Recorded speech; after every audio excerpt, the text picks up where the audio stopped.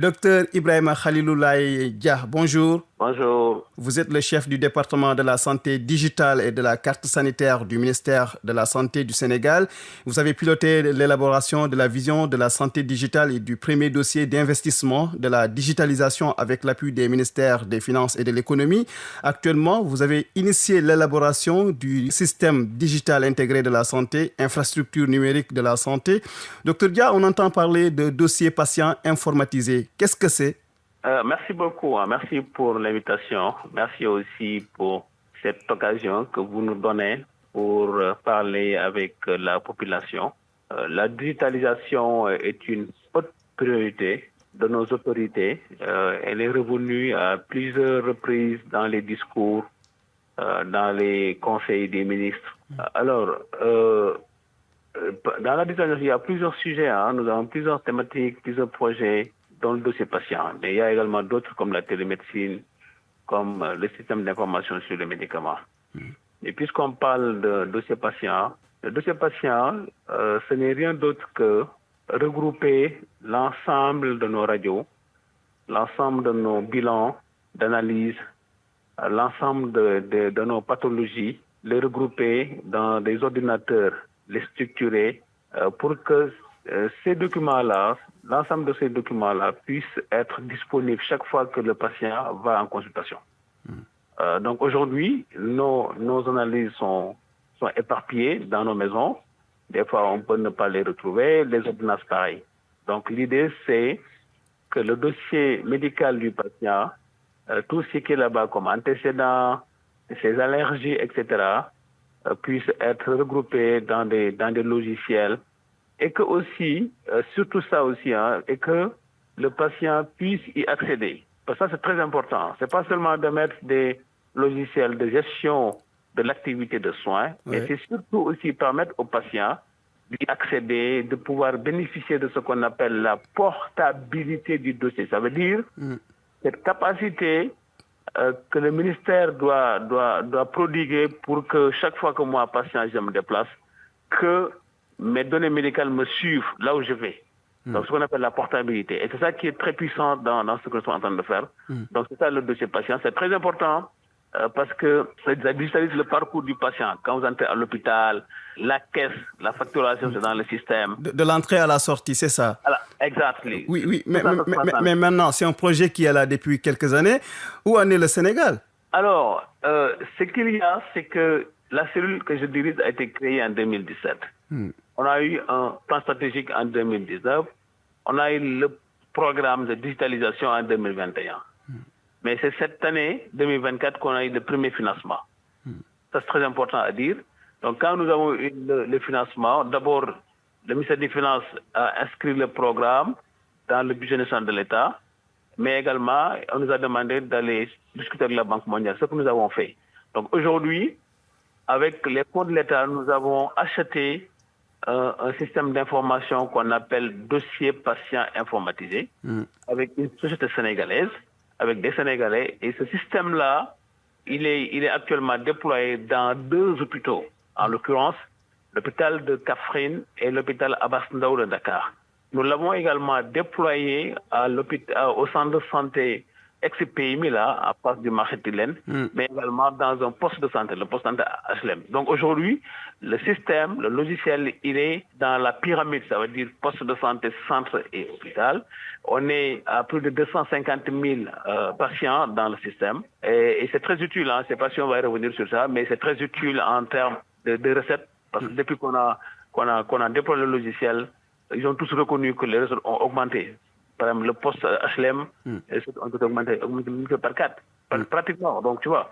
Et aujourd'hui, il y a également les antécédents qui sont bien consignés, qui sont de qualité. À chaque fois que le patient revient, tout de suite, on peut retrouver ses ordonnances, même s'il vient avec 0 papier.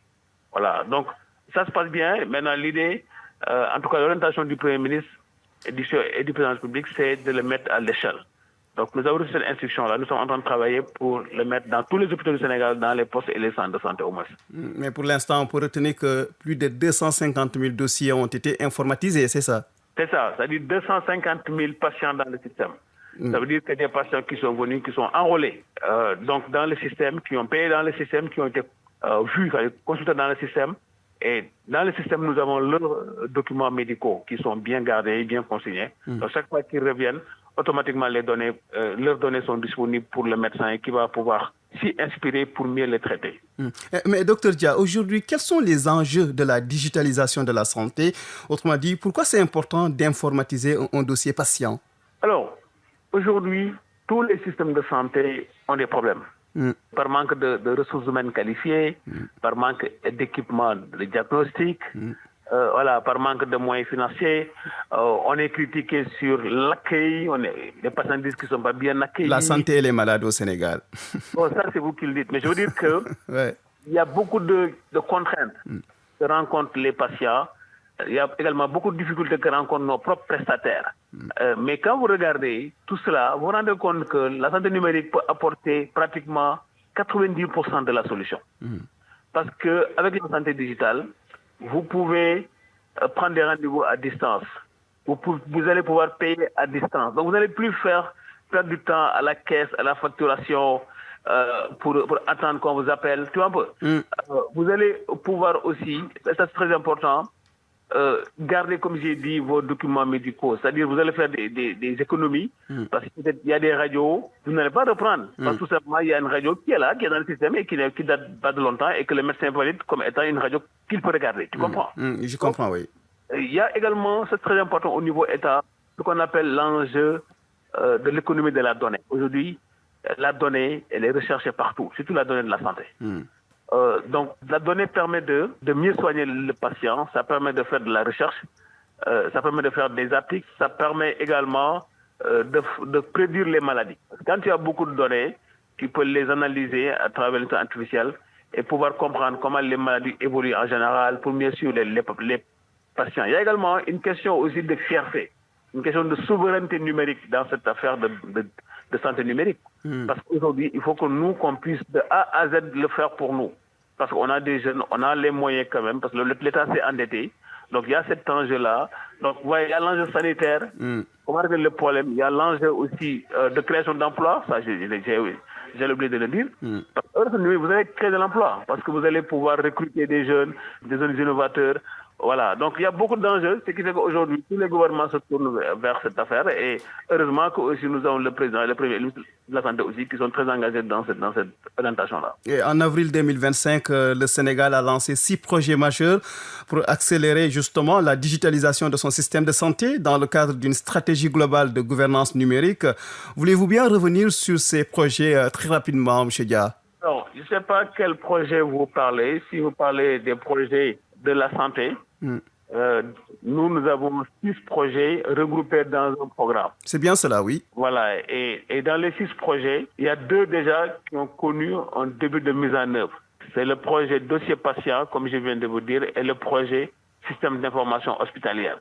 Parce que nous avons regroupé les deux dans ce que nous avons appelé dossier patient informatisé. C'est pourquoi quand vous allez à l'hôpital, où nous avons déployé, tout de suite, les données sont enregistrées dans le système. Donc ça veut dire que les 2 projets déjà sont en train d'être mis en œuvre. Nous avons aussi le deuxième projet qui est la télémédecine. Là aussi, avec le projet de la Banque mondiale, nous allons au moins enrôler 10 centres de santé, c'est-à-dire connecter des centres de santé peut-être au niveau des frontières ou des zones enclavées, leur donner des kits de télémédecine pour réduire les évacuations sanitaires vers la capitale régionale ou bien vers Dakar. Donc ça aussi, c'est quelque chose qui est déjà là. On doit juste attendre de valider un rapport sur le cadre réglementaire, mais également sur le cadre organisationnel, pour pouvoir choisir ces 10 centres-là. Nous avons également travaillé sur le cadre juridique. On a des projets de textes qui sont disponibles, projets de loi et projets de décret sur la santé numérique. Voilà, et nous avons même déjà fait une réunion avec le secrétaire du gouvernement.